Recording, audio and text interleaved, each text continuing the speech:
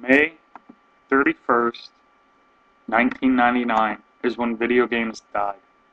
And I state this not because of the fact that, you know, a giant crash occurred or anything in that category. I state this because that was the first time I ever realized that there was something called a bad video game. As a kid, and I'll give you some backstory, as a kid, a video game was really special for me. You know, you went maybe once a week to even twice, every 2 weeks you would have to go and rent a video game, and you would run through the aisles looking and trying to talk your siblings into, let's rent this game. Oh, last week this game was really good, let's rent it again. Or, something in that category. You know, and on the occasion of maybe a birthday or the holidays, a brand new game, you savored every minute of, even unwrapping the damn thing, and then, every waking moment you played it. There was no bad games. I played E.T., I played, Simon's Quest, I played, I can name how many different games I played that, guys like the Angry Video Game Nerd and even, the Irate Gamer has reviewed. Ninja Turtles for the original Nintendo I reviewed, or I played. I played games, Friday the 13th, Jaws. I played all those games. And those are considered, you can look on lists, they're considered some of the worst games you will ever play.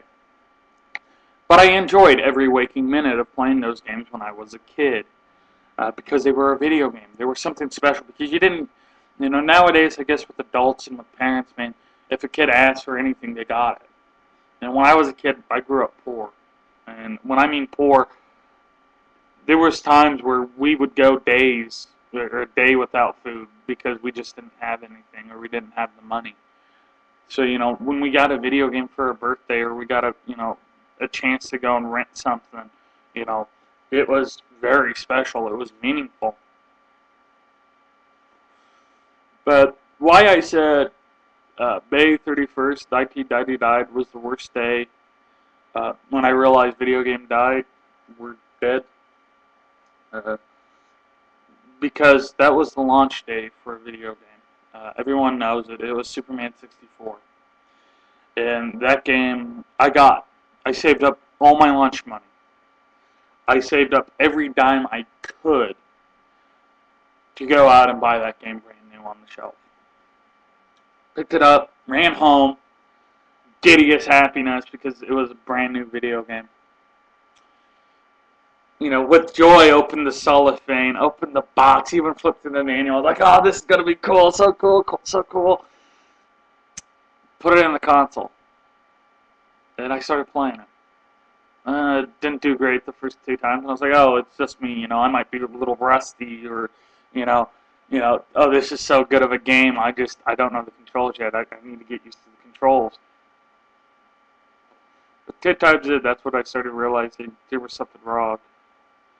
I started cussing, I started being very irate, pulled the game, not even turning off the console, just pulled the game out and threw it on the ground, being pissed off because that game realized, it kind of set in that was a bad game. It was the worst game I've ever played. I then ended up trading it in and picking up another video game. I think it was Clay Fighters 63 and a third, or something in that category. But then on, I'd start looking back at video games, like, when replaying them on the Nintendo, and I was like, wow, this game isn't as good as I remember. This game isn't that great. This game is, fuck it, it's not good. And looking at, nowadays, man, the internet, you can find list upon list, 10 worst Super Nintendo games ever made, 10 worst 64 games ever made, even to any degree of console. And I looked down the list, and it's like, wow, I played most of these games, and I really enjoyed most of these games. They weren't bad when I was a kid. They were all great games. And, now thinking back at it, I wish, even today, I have that ability of the love of video games. Even to the point of unwrapping a video game was exciting for me. And I do get that on occasions now, the new Halo game, I was so excited to unwrap and enjoy and look through the manual and all that. But, it's so far between of good video games, and I look at the of maybe some of the reasons for it. Video games now you get delivered online, and it doesn't cost you much to deliver it online.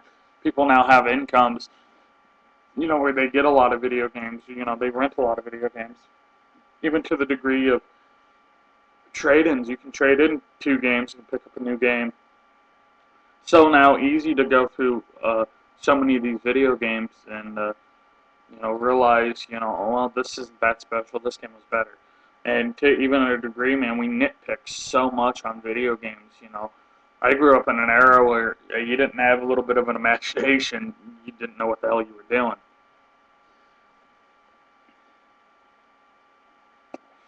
So I look at these games. I look down. Do we just nitpick at every little thing to call it a bad game? You know, does the PS3 people say Halo's not that great of a game because they just nitpick, trying to make them feel like they did a right choice by buying their console? Does people from and it was even to the degree that there was no such thing as really a console war.